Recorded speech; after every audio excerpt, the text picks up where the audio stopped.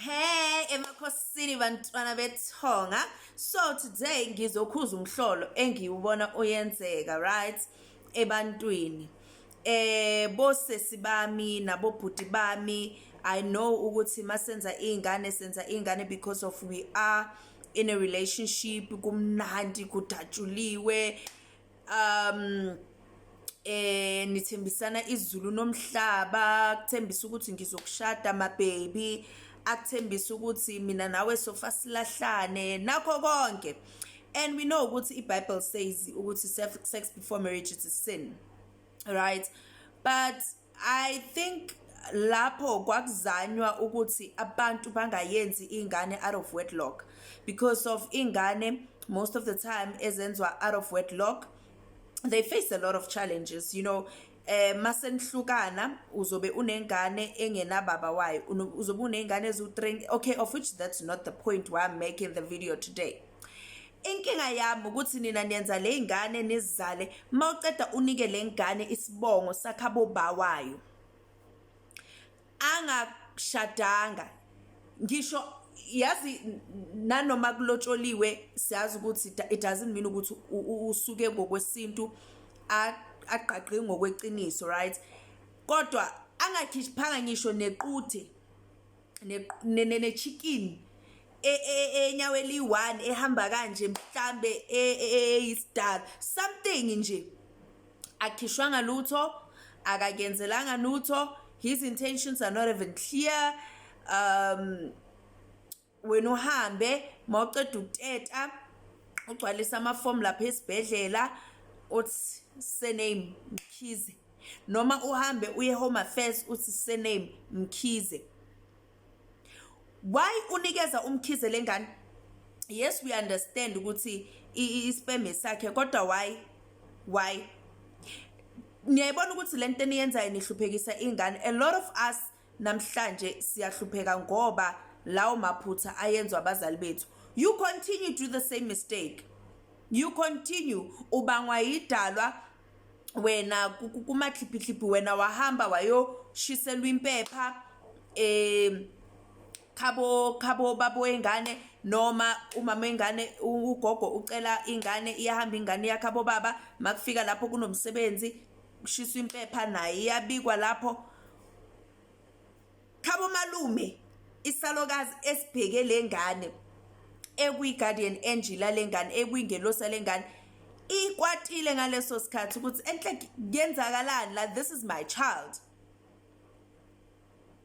this is my child. Uyaqala uyalwa uvala izinto, and nalapha mphahlela khona nabo bayakwata ukuthi why nibhizi niphahlela lengane yebo yeyala ngokuthi ubaba wayo, kodwa ingane yale khabo malume. If ingane iyazaleka uma wayo nobaba wayo bangashadanga, ingane yakhabo malume. The father, it's the father because of you are the father, uqhamile, that's it. Kodwa idlozi elimbethe lo mntana khabo malume, unless ubaba comes back and be like, okay, angisakuthandi muntu wami, kwakumnandi masenza ingane, ku honeymoon phase, you know, I thought ukuthi then ngabona bangcono, but ithi ngihlawule. Kodwa ukuhlawula does not mean ukuthi ingane already yakhe, right? There's other steps, and ukuhlawula akusukuthenga ingane. Ukuhlawula ukuthi khabo baba ngiyaxolisa ukungena esibayeni senu with illegally, ngize ngimithise, right? Then usafanele ubuye uzolopola ingane yakho. Mawuceda ukulobola ingane yakho kusanosiko futhi whereby khabo malume fanele bamyenzele umsebenzi, bamfake isiphandla sokuthi bayamkhipha, bamisa khabo babakhe, kodwa idlozi lingamshili, licubeke lihambe naye limvikele, right? Bese nakhabo baba makafika kodwa akayi khabo baba ngalesiphandla asifake khabo mama. Makhabo baba makafika bafika bayenza umsebenzi nawo wokuthi bamkela ingane bayifaka edlozini ngokomthetho. Ni understand?